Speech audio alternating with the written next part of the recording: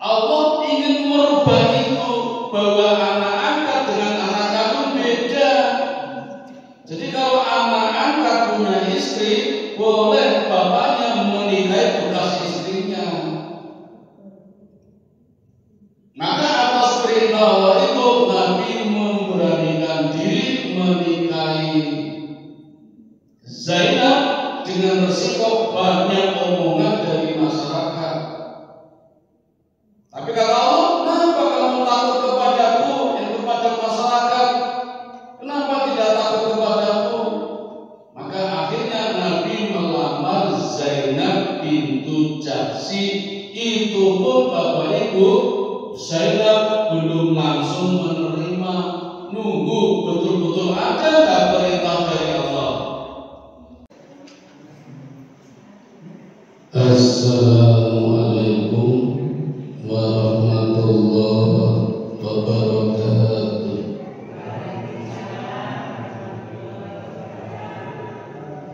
Mari Bapak Ibu, saudara-saudara, adik-adik sekalian, jamaah pengajian Masjid Al-Huda, kita awali pertemuan malam ini dengan bersama-sama membaca surat Al-Fatihah.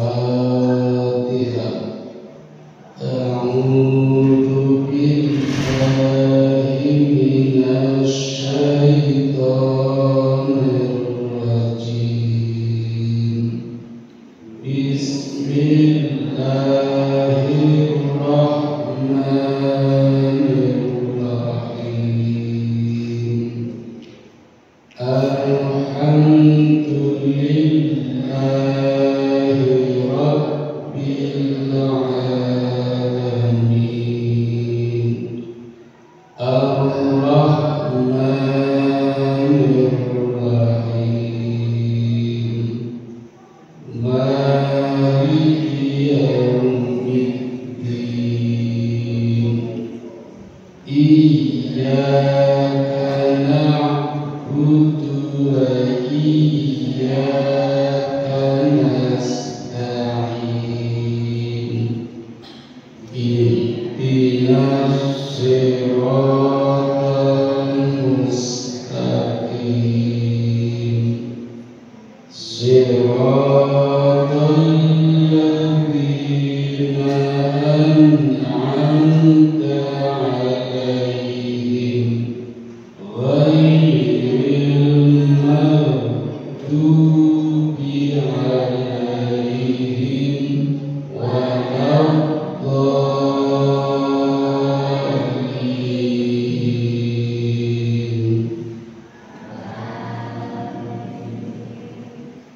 Asyhadu an la ilaha illallah wa asyhadu anna Muhammadar Rasulullah. Raditu billahi rabban wa bil islami dinan wa bi Muhammadin nabiyyan wa rasulan. Rabbi zidni ilma warzuqni fahma. Amin. Bapak Ibu, jamaah pengajian yang dirahmati Allah, alhamdulillah atas karunia Allah serta dengan menyanjungkan sholawat untuk junjungan kita Nabi besar Muhammad sallallahu alaihi wasallam. Malam ini kita masih ditakdirkan Allah untuk menghadiri undangannya di tempat tempat yang mulia, dan malam ini kita sudah memasuki tanggal 25 bulan Dzulqa'dah atau Dzulqa'dah, bulan yang ke-11 di tahun Hijriah, atau bulan yang disebutkan pertama kali sebagai bulan Ashhurul Hurum, 4 bulan yang dimuliakan Allah, dimulai dari bulan Dzulqa'dah, Dzulhijjah, Muharram, kemudian melompat jauh 1 bulan lagi, yaitu bulan Rajab. 4 bulan ini dimuliakan Allah. Kenapa? Karena di bulan-bulan ini ketika hambanya berbuat kebaikan, pahalanya dilipat gandakan. Berapa kali? Minimal 10 kali.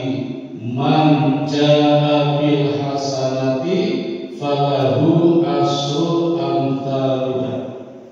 Barang siapa berbuat 1 kebaikan, maka akan dilipatkan minimal 10 kali.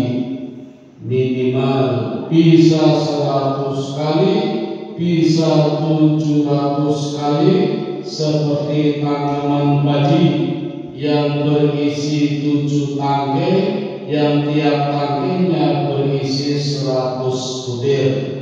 Bahkan bisa dilipat gandakan sampai tak terhingga, terserah kersane Gusti Allah Subhanahu wa ta'ala. Namun begitu pula sebaliknya, Pak. Ketika berbuat dosa dan maksiat juga dilipat gandakan. Maka tidak ada pilihan, harus berbuat baik.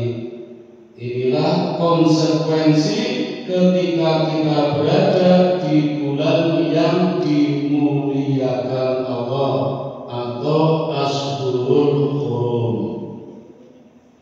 Kemuliaan yang lain di bulan Dzulqa'dah, Bapak Ibu, sepanjang sejarah Islam banyak peristiwa penting yang terjadi di bulan Dzulqa'dah. Di antaranya adalah pernikahan Nabi Muhammad sallallahu alaihi wasallam dengan Sayyidah Zainab bintu Jahsy. Ketinggalan boten tulisannya. Nah, untuk di tak bedake mangke dadi 100 lembar. Sak lembar mawon yang cilik-cilik mungkin bisa ketinggalan. Nah, kula boten ketinggalan kudu dibantu kaca moto. Nek dilepas boten ketinggalan. Tapi nek duit sing ketok iso ndadake 100.000 karo 10.000 ceklok. Niku nek duit kali emas. Pernikahan Nabi Muhammad sallallahu alaihi wasallam dengan siapa, Bu? Zainab bintu Jahsy. Ini pernikahan yang sangat sulit, Bapak Ibu. Tapi dengan kesulitannya ternyata menjadi pernikahan yang dinilai paling barokah. Di mana letak kesulitannya dan kenapa bisa menjadi pernikahan yang paling barokah? Mari kita lihat, Bapak Ibu. Alon-alon niki rada aneh niki. Jenengan nek boten wani, boten paham, boten usah cerita kali sinten-sinten, boten mawon. Tapi nek boleh cerita kepada siapapun. Nek ragu-ragu jangan, daripada nanti keliru. Ini nanti kalau saya sampaikan Bapak Ibu, banyak yang tidak cocok di masyarakat kita. Ini adik-adik juga mungkin belum tekan ini. Tapi saya ingin menyampaikannya, tantangan buat saya biar tambah pintar.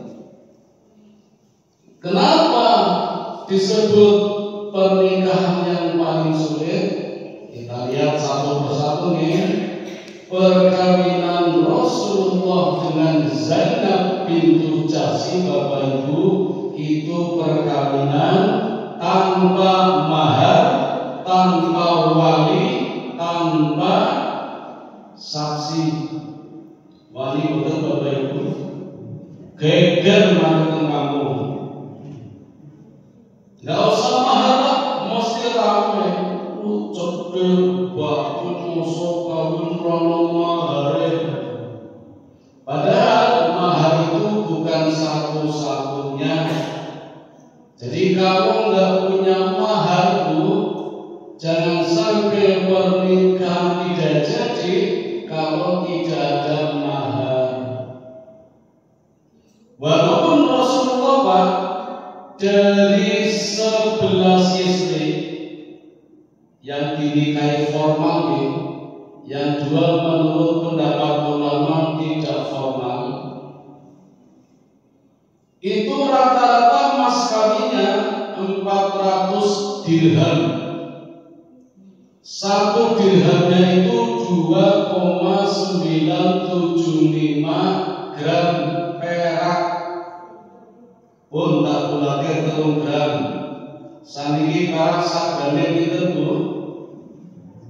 Tentang silver itu sagane 50.000. Neten ampas 20.000. Ten Pakuan 20.000. Niku nek tumbas. Nek adol dipotong 15.000 administrasi. Dadi mu 35 niku nek wonten surate. Ora surate ten tetangga tinggal cukup 5.000. Berarti dikalikan 3 kali rupiah tadi, kira-kira 400 dirham itu Bapak Ibu, nilainya sama dengan 2 juta. Itu mas kawinan Nabi Pak. Keren tak Pak? Zaman sama dulu. Anak zaman saya itu rata-rata mas kawinan seperangkat sholat, Quran, sarung, hukum, mukena, ujung, tasbih, berwi, langkah menenggur atau tiba badan. Niko rata-rata mas kawinan Nabi kepada istri-istrinya 400 dirham. Ada yang 4.000 dirham Pak, itu nilainya sama dengan 12 juta. Oh, keren lagi maharnya. Ada yang maharnya 400 dinar. Tadi 4.000 dirham itu sama dengan 12 juta. Kalau 4.000 dinar sama dengan 200 juta. Wah, keren lagi. Dan yang paling mahal Bu, itu maharnya waktu Nabi menikahi Khadijah. Maharnya itu 25 ekor onta, tidak sembarang onta, yang nilainya sama dengan nilainya kalau dirupiahkan sekitar 2 miliar Pak. Ngalami sahih kita. Niku Nabi kita ternyata kaya Bapak Ibu. Namun demikian Nabi juga membolehkan maharnya tidak harus emas, tidak harus perak, tidak harus uang, barang juga boleh. Seperti biasanya seperangkat sholat dan sebagainya boleh. Bahkan tidak harus barang Pak, jasa pun bisa. Jadi jangan sampai panjenengan ajeng mantu bingung maharnya koyo duit, jasa pun bisa. Membacakan Quran Pak saged. Maka Bapak Ibu, jenengan ajeng nyantal sing pundi niki? Wanita yang baik, calon istri yang baik adalah calon istri yang meminta mahar semurah-murahnya. Ayo bani boten, jenengan gadah putri ajeng dinikahi. Kata Nabi, calon istri yang baik adalah calon istri yang meminta mahar semurah-murahnya, atau mahar yang tidak memberatkan suaminya. Karena itu anugerah terbaik. Tapi di masyarakat terbalik toh Bu. Baru kawin aku omah siji. Ya syukur nek wani nek gelem, nek ora duwe malah resiko to. Lha kula wonten Bu, pun lamaran ora resiko. Nanti saiki berarti pun sekitar 20 tahun ora resiko, Pak. Akhirnya malah musake to, lanang musake wedoke musake ora resiko kabeh penyakit kuru bengkring. Hanya gara-gara maharnya terlalu tinggi. Tapi minta mahar murah itu untuk calon istri, untuk calon suami, orang wah kesempatan ini wah sama baik, tidak boleh. Justru calon suami yang baik kalau bisa memberikan mahar semahal-mahalnya. Jadi untuk cekelannya jadi yang murah tadi cekelannya calon istri, yang mahal calon suami. Seperti Nabi kita itu. Tetapi pernikahannya dengan Zainab bintu Jahsy tanpa mahar. Kenapa Nabi melakukan seperti itu Bapak Ibu? Tujuannya menghilangkan tradisi di bangsa Arab ketika itu. Termasuk bangsa kita mungkin. Jangan sampai mahar menjadi penghalang pernikahan. Nabi mengajarkan ketika menikahi Zainab bintu Jahsy tanpa mahar bisa. Yang kedua tanpa saksi. Wani Bapak Ibu, orang wani beger namanya. Apalagi saksi kan yang menyatakan sah. Itu gak sembarangan Bapak Ibu. Jangan antuk milih saksi yang benar-benar paham tentang pernikahan. Syukur sing jenenge saksi berarti sejarah kedua calon menoleh. Nek orang itu sejarah dari saksi ngopo. Harus paham. Jadi tahu sah, tidak sah, tidak sah. Saya khawatir kalau mau melu-melu sah, bakal orang jauh juga. Tapi pernikahan Nabi dengan Zainab binti Jahsy, saksinya tidak ada. Ya saksinya malaikat. Yang menikahkan juga Allah. Maka Zainab binti Jahsy bisa berbangga kepada istri-istri Nabi Muhammad yang lain yang menikahkan walinya adalah bapak-bapak mereka, wali-wali mereka. Saya kata Zainab langsung yang menikahkan Allah.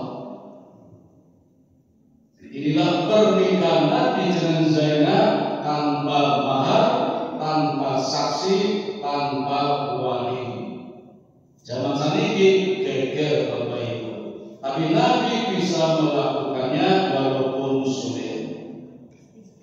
Kesulitan berikutnya Bapak Ibu, ternyata Zainab binti Jahsy yang dinikahi Nabi itu sudah pernah menikah dengan Zaid. Di sini sudah ditulis betul tulisannya dengan Zaid bin Haris. Zaid bin Haris itu dulu budak.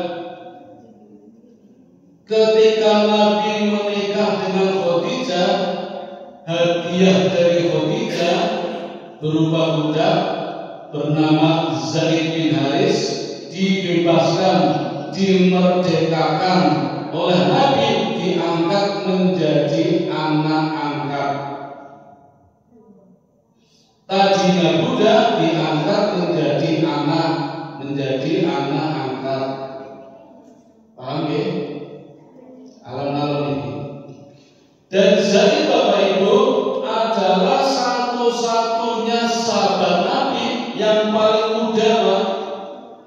Di usia 10 tahun sudah menjadi sahabat Nabi. Jadi umurnya berapa? Mana 10 tahun? 10 tahun. Nah, masih cilik sudah jadi sahabat Nabi. Itu Zaid. Bahkan satu-satunya sahabat yang namanya disebutkan dalam Al-Quran yang sudah menikah duluan dengan Zainab bintu Jahsy. Mari kita baca dulu ayatnya, ada di dalam Al-Quran surat Al-Ahzab, surat yang ke-33 ayatnya 36. Ikuti saya nih. A'udzu billahi minasyaitonir rajim.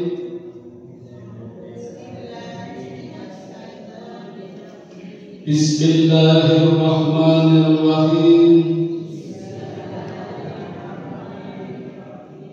Wa ma kana, dan tidaklah pantas, limu'minin, bagi laki-laki yang mukmin, wala mu'minatin, dan perempuan yang mukmin, idza qadallahu wa rasuluhu, apabila Allah dan Rasulnya telah menetapkan, amro, suatu ketetapan, ayyakuna, akan ada, lahumul, bagi mereka, khiyaratu, pilihan yang lain, min amrihim, tentang urusan mereka, waman, dan barang siapa, yaksillah, mendurhakai Allah, wa rasulahu, dan Rasulnya, faqad dhalla, maka sungguh dia telah tersesat, dolalan, dengan kesesatan, mubina, yang nyata. Oh, tak lagi deh. Dan tidaklah pantas bagi laki-laki yang mukmin dan perempuan yang mukmin apabila Allah dan Rasulnya telah menetapkan suatu ketetapan, akan ada pilihan yang lain bagi mereka tentang urusan mereka, dan barang siapa mendurhakai Allah dan Rasulnya, maka sungguh dia telah tersesat dengan kesesatan yang nyata. Paham betul? Tenang nih. Ceritanya Allah sudah menetapkan perjodohan antara Zaid bin Harisah dengan Zainab binti Jahsy. Maka tidak ada pilihan lain. Nggak usah yang lain, sudah dipilihkan Allah. Rasul pun sudah memilihkan, menikahkan anak angkatnya dengan Zainab binti Jahsy. Artinya apa Bapak Ibu? Di sini dituntut perlu taatnya hamba Allah kepada Allah dan Rasulnya. Bapak Ibu, pernikahan dua insan ini ternyata tidak saling mencintai, Pak. Banyak masalah. Zainab binti Jahsy itu keluarga bangsawan, Bu. Wis ayu, dhuwur, putih, sugih, bangsawan. Sedangkan Zaid bin Harithah niku bekas budak. Kalau dua orang yang sangat berbeda ini menikah, Pak, itu menjadi aib di kalangan bangsa Arab ketika itu. Jadi kalau Nabi menikahkan keduanya itu sama saja melawan tradisi. Tapi kenapa tetap dinikahkan? Tujuannya tidak lain agar taat kepada Allah dan taat kepada Rasulnya. Maka walaupun ketika Rasul melamarkan Zainab binti Jahsy untuk Zaid bin Harithah, itu saudaranya menolak, Pak. Namanya Abdullah bin Jahsy. Karena memang beda derajat, yang satu bangsawan, yang satu budak, mantan budak, bekas budak. Tetapi demi taat kepada Allah dan Rasulnya, akhirnya tetap dinikahkan, walaupun tidak saling mencintai. Ini terjadi botol di kampung kita. Kawinan ora seneng, ora seneng. Kalau menurut ayat ini taat kepada Allah dan Rasul. Di kampung kita ora seneng doliane. Nah Bapak Ibu, manusia ini kalau tidak saling mencintai akhirnya timbul masalah. Sampai-sampai Zaid menghadap Nabi beberapa kali minta kepada Nabi, boleh enggak aku menceraikannya? Sampai Nabi mengatakan jangan. Apakah Zainab masih kurang bagimu? Kata Nabi kepada Zaid. Tidak ya Rasulullah, Zainab sungguh sempurna untukku, kecuali dia, Zainab, kata Zaid, sering mengumpulkan keluarganya. Waktu bangsawan, waktu sugih, itu yang menyakiti hati Zaid. Sampai pada suatu saat tidak kuat, lapor kepada Nabi, ingin menceraikannya. Apalagi Bapak Ibu, pada suatu hari Rasul pernah ke rumah Zaid bin Harithah. Zaid pasti tidak ada, adanya istrinya, adanya Zainab. Padahal Nabi tidak ketemu Zainab. Zainab di dalam kamar. Nabi baru masuk rumahnya, nggak ada Zaid. Nabi langsung pergi. Zainab tinggal ada Nabi, lalu keluar, tapi Nabi sudah tidak ada. Jadi Nabi ketemu Zainab bukan? Bukan orang ketemu. Tapi ke rumahnya, pas lanangnya lama, oleh bojone untuk kamar, Nabi sudah tidak ada. Ini dimanfaatkan oleh kafir-kafir Quraisy, orang-orang munafik, menyebarkan hoax Bapak Ibu. Dianggap terjadi perselingkuhan. Ini kan hoax murahan ini, prank kalengan ini. Sudah ketinggalan zaman ya, zaman dulu. Dijadikan hoax oleh orang-orang munafik untuk menyebarkan fitnah. Gara-gara Nabi ke rumah Zainab yang tidak ada Zaid, terus keduanya cerai berpisah. Coba Bapak Ibu, sulit tapi coba kalau terjadi di kampung kita. heboh itu. Hari berganti hari, minggu berganti bulan, Bapak Ibu, status Zainab berubah menjadi janda. Janda ketika itu Bapak Ibu sangat terhina, memalukan dan aib bagi keluarganya. Maka Rasul sangat kasihan sekali melihat Zainab statusnya janda, walaupun kaya, walaupun bangsawan. Beda dengan janda-janda sekarang, eksis di Facebook, di TikTok. Zamannya udah beda. Maka Rasul ingin menikahinya. Cuma Bapak Ibu, kalau Rasul menikahi, kata Nabi, apa nanti kata masyarakat? Kan Zainab bekas mantan anak angkatnya, apalagi dituduh selingkuh gara-gara Nabi datang ke rumah, keduanya bercerai. Maka Nabi dengan berat hati, gak mungkin lah, ojo. Tapi Bapak Ibu, Allah punya rencana lain. Allah menyuburkan hatinya Nabi untuk senang kepada Zainab. Zainab pun demikian. Allah yang mengatur.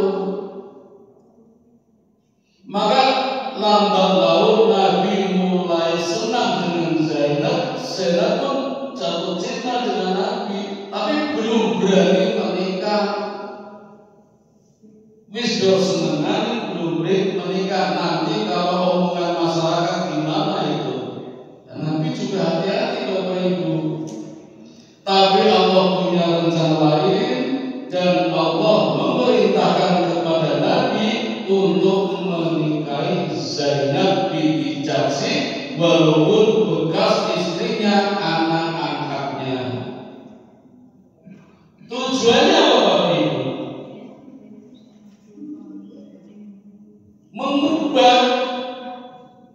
Mengubah apa? Tradisi apa? Feodalisme. Sama dengan pernikahannya Zainab tadi dengan Zaid, itu kan merubah feodalisme. Kalau pernikahan itu tidak memandang derajat, kaya dengan miskin bisa, miskin dengan kaya bisa. Nah, ini Nabi diperintahkan Allah menikahi Zainab, itu juga merubah tradisi. Apa tradisinya? Bahwa dibolehkannya menikahi bekas istri anak angkatnya. Itu boleh. Tradisinya orang Arab ketika itu Pak, anak angkat sama dengan anak kandung, derajatnya, posisinya, jadi nggak boleh dinikahi oleh bapaknya. Allah ingin merubah itu, bahwa anak angkat dengan anak kandung beda. Jadi kalau anak angkat punya istri, boleh bapaknya menikahi bekas istrinya. Maka atas perintah Allah itu Nabi memberanikan diri menikahi Zainab dengan resiko banyak omongan dari masyarakat. Tapi kata Allah, kenapa kamu takut kepadaku dan kepada masyarakat? Kenapa tidak takut kepadaku? Maka akhirnya Nabi melamar Zainab bintu Jahsy. Itu pun Bapak Ibu, Zainab belum langsung menerima, nunggu betul-betul ada nggak perintah dari Allah. Nah, setelah turun perintahnya, masih dalam surat yang sama, surat Al-Ahzab, surat yang ke-33 ayatnya 37. Sampai takjub ya, panjang sekali ini. Dan ingatlah ketika engkau Muhammad berkata kepada orang yang telah diberi nikmat oleh Allah, dan engkau juga telah memberi nikmat kepadanya, pertahankanlah terus istrimu dan bertakwalah kepada Allah. sedang engkau menyembunyikan di dalam hatimu apa yang akan dinyatakan oleh Allah, dan engkau takut kepada manusia, padahal Allah lebih berhak engkau takuti. Maka ketika Zaid, nah ini Bapak Ibu, sahabat yang namanya disebutkan dalam Quran itu Zaid pada bekas budak, istimewa tuh. Maka ketika Zaid telah mengakhiri keperluan terhadap istrinya, maksudnya sudah menceraikannya dan sudah habis masa iddahnya, Allah menikahkan engkau dengan dia, yaitu Zainab, agar tidak ada keberatan bagi orang mukmin untuk menikahi istri-istri anak-anak angkat mereka apabila anak-anak angkat itu telah menyelesaikan keperluannya terhadap istrinya, dan ketetapan Allah itu pasti terjadi. Jadi Bapak Ibu, turunnya ayat ini pertama sebagai jawaban atas permintaan Zainab ketika dilamar Nabi, saya tunggu perintah Allah. Allah sudah turunkan ayatnya. Yang kedua, Allah menjelaskan bahwa anak kandung dengan anak angkat beda. Maka boleh menikahi bekas istri anak angkatnya. Ini merubah tradisi Arab. Dan sekarang orang-orang Arab senang, dulu kan benci sama Nabi, menyebarkan hoak. Sekarang malah senang. Kenapa? Berarti bisa menikahi bekas istri anak angkat. Coba kalau dulu nggak mau sampai sekarang malah ngakot tuh Bapak Ibu.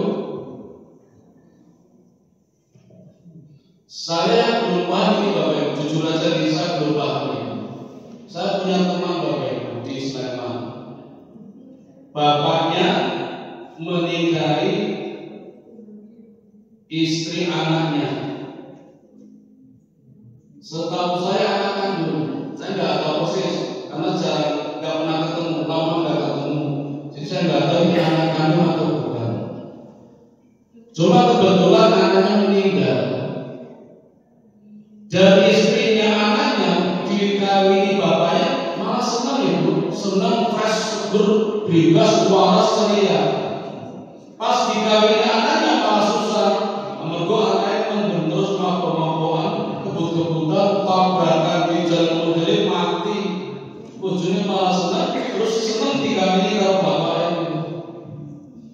Itu kisah nyata Bu, teman saya sendiri. Ini kalau dari wanita kamu anak kandung, anak angkat, terus anak kandung. Ini kalau betul jelas, tinggal bukti masalah. Nah, kalau manusia biasa kok boleh lihat malam ini. Ini kan kisah Nabi yang luar biasa, Nabi itu. Luar biasanya begitu Bapak. Maka terjadilah pernikahan Nabi Muhammad Sallallahu Alaihi Wasallam dengan Zainab binti Jahsy, istri yang keempat Bu. Coba bagaimana komentar orang-orang Arab ketika itu? Dan Nabi menikahi lagi istri yang keempat.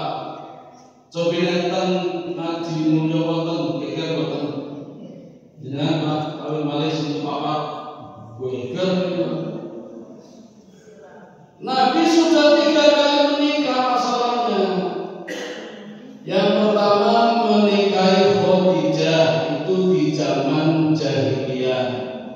Nabi kan melalui 3 zaman nih, zaman jahiliyah, zaman kenabian, zaman hijriyah, atau tahun jahiliyah, tahun kenabian, tahun hijriyah.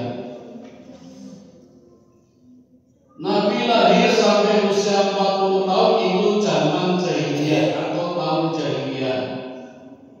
Nabi menikah pertama di usia 25 tahun dengan istri pertama Khadijah. Ketika menikah Khadijah umurnya itu 40 tahun, Nabi 25 selisih berapa tahun?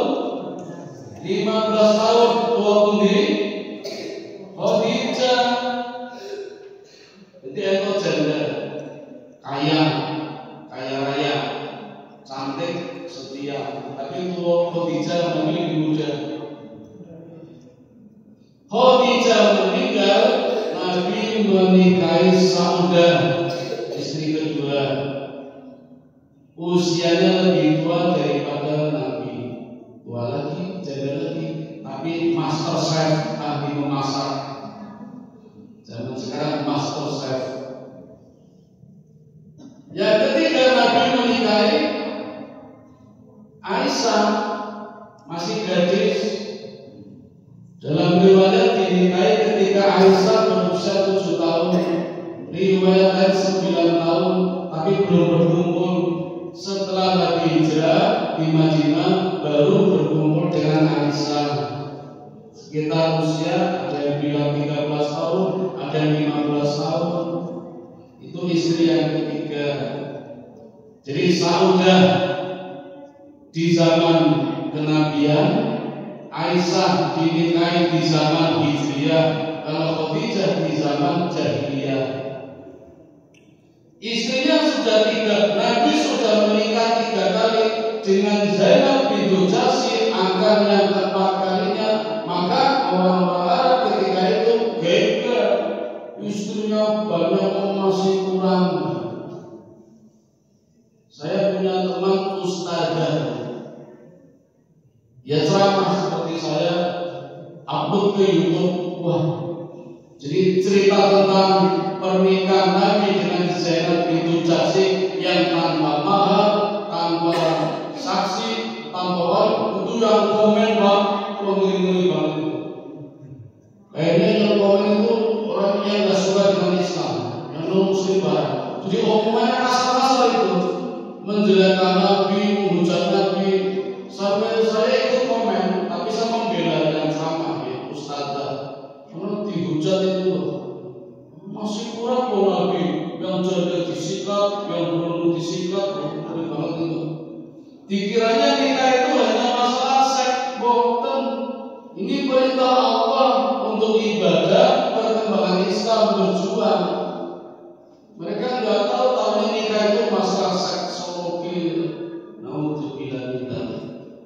Nah ini dilakukan oleh Nabi atas perintah Allah. Menikah yang keempat dengan Zainab bintu Jahsy. Bapak Ibu, walaupun tanpa mahar, tapi untuk sebagai rasa bersyukur mengadakan walimatul urus. Maka Nabi memerintahkan Anas bin Malik untuk menyembelih kambing.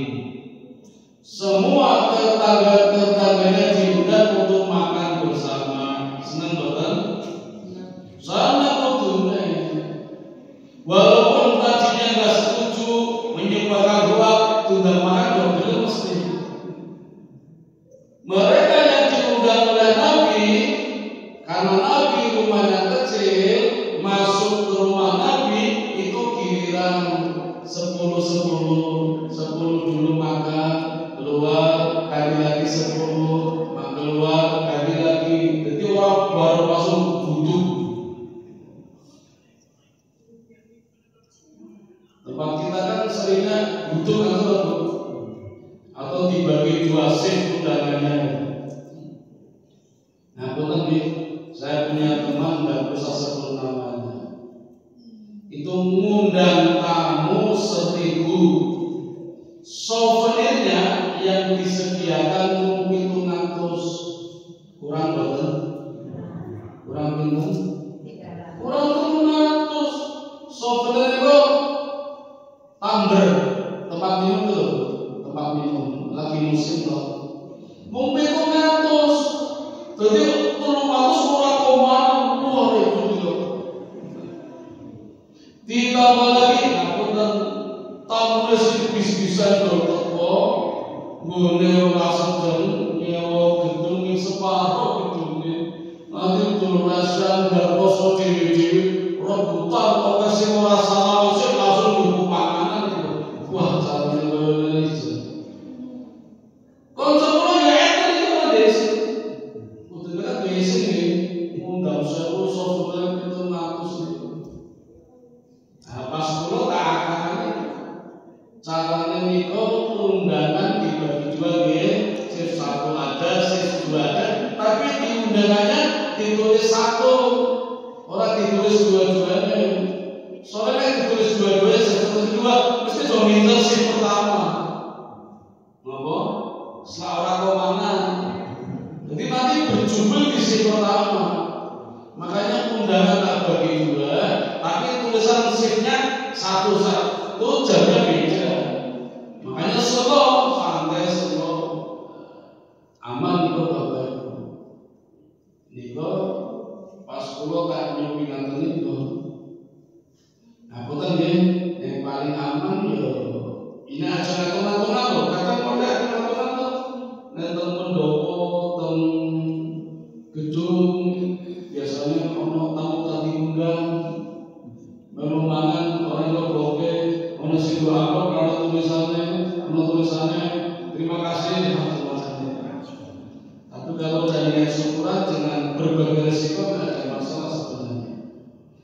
Nah Bapak Ibu, ketika syukuran 10 orang masuk makan ini orangnya nggak keluar.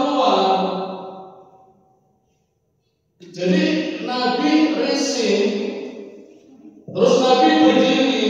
Maksudnya kalau Nabi berdiri, tamunya harusnya berdiri terus keluar. Sampai Nabi berdiri, Nabi keluar, orang tamu-tamunya tidak ikut keluar. Sampai Anas bin Malik menyusul. Terus Nabi ke rumah istri-istri yang lain. Datang lagi ke rumah Zainab, tamunya belum keluar, masih makan. Sampai akhirnya Nabi tiba-tiba menutup hijab. Hijab apa sih? Nopo? Kudu. Bukan, hijab niku korden, tirai tutup kamar. Kamar dulu kan belum ada pintunya, maksudnya korden. Jenenge hijab. Nabi menutup rapat-rapat, ternyata turun wahyu surat Al-Ahzab lagi, ayatnya 53. Saya bacakan artinya nih. Wahai orang-orang yang beriman, janganlah kamu memasuki rumah-rumah Nabi kecuali jika kamu diizinkan untuk makan tanpa menunggu waktu masak atau makanannya. Tetapi jika kamu dipanggil, maka masuklah, dan apabila kamu selesai makan, keluarlah kamu tanpa memperpanjang percakapan. Sesungguhnya yang demikian itu adalah mengganggu Nabi, sehingga Nabi malu kepadamu untuk menyuruhmu keluar, dan Allah tidak malu menerangkan yang benar. Apabila kamu meminta sesuatu keperluan kepada mereka, yaitu istri-istri Nabi, maka mintalah dari belakang tabir. Cara yang demikian itu lebih suci bagi hatimu dan hati mereka. Dan tidak boleh kamu menyakiti hati Rasulullah, dan tidak boleh pula menikahi istri-istrinya selama-lamanya setelah Nabi wafat. Sungguh yang demikian itu sangat besar dosanya di sisi Allah. Panjang banget ya. Ayat ini menerangkan tentang etika berkunjung ke rumah Nabi, ada adab-adabnya. Ini pun mengajarkan kepada kita kalau kita mendapatkan undangan makan dari tetangga kita, Pak, yang undang pun harus tahu. Mengundang makan kalau makanannya sudah siap, kalau belum siap jangan dulu.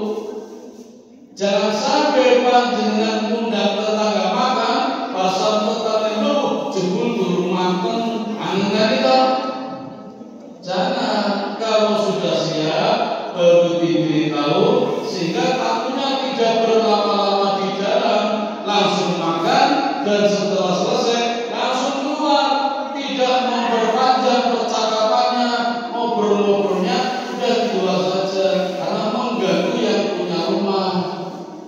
Itu Bapak Ibu ajaran yang Allah berikan lewat perkawinan Nabi dengan Zainab binti Jahsy, mengajarkan etika bertamu, etika makan di rumah orang, termasuk etika mengundang orang makan. Amin. Ini pelajaran penting Bapak Ibu. Selanjutnya Bapak Ibu, Zainab tidak malu sebagai jandanya Zaid bin Harithah dinikahi oleh Nabi, malah bangga dan mengatakan pernikahan yang penuh barokah, karena yang menikahkan langsung oleh Allah dari langit tujuh atas langit. Jadi bangga Zainab, saking bangganya kadang ucapannya menyakiti istri-istri yang lain, termasuk istri Nabi dari anaknya pemimpin orang Yahudi namanya Sofia binti Huyai bin Akhtab. Juga anaknya pemimpin Hafsah. Maka Nabi menasihati Zainab agar ucapannya tidak menyakiti istri-istri yang lain. Walaupun Zainab juga cerdas Bapak Ibu, paling kaya, paling dermawan. Nah, ini pujian yang disampaikan oleh istri-istri Nabi lain kepada Zainab adalah istri yang paling panjang mengulurkan tangannya. Maksudnya mudah memberikan orang lain, ahli sedekah. Ini keistimewaan Zainab bintu Jahsy. Bahkan ketika kasus hadisul ifki atau ifak, pernah dengar Bapak Ibu kasus ifak, hadisul ifki? Kayaknya pernah bisa sampaikan. Fitnah besar yang melanda keluarga Nabi dengan Aisyah sepulangnya perang dengan Bani Mustalik, yang hampir saja Nabi menceraikan Aisyah. Hampir saja Nabi baru mengantarkan pulang ke rumah orang tuanya atas permintaan Aisyah, "Ya Rasulullah, kalau aku sudah tidak berguna, antarkan aku saja ke orang tuaku," kata kayak Betaria Selatan itu. Nabi antar pulang. Nah, ketika ditanya mediasinya Zainab, "Ya Zainab, tunjukkan persaksianmu." Saya jujur Bapak Ibu, mengatakan Aisyah adalah wanita yang terbaik. Coba Bapak Ibu zaman sekarang, istri sama istri saingan mesti saling menjelekkan. Ya, cari muka di depan suaminya, menjatuhkan istri yang lain. Zainab tidak malah membela Aisyah. Setelah turun jawaban Aisyah suci, kembali harmonis lagi Nabi dengan Aisyah, tanpa mengurangi keharmonisan dengan Zainab. Itu juga kelebihan dari Zainab bintu Jahsy. Dan Zainab juga termasuk istri yang cerdas Bapak Ibu, termasuk istri yang juga ikut meriwayatkan hadis. Di samping Aisyah juga paling banyak meriwayatkan hadis. Bahkan Aisyah termasuk urutan nomor 4 dari rawi yang paling banyak mengeluarkan meriwayatkan hadis. Paling banyak Bukhari, nomor 2 Muslim, nomor 3 Anas bin Malik, nomor 4 Aisyah. Atau Aisyah sebagai orang pertama yang banyak meriwayatkan hadis, sekitar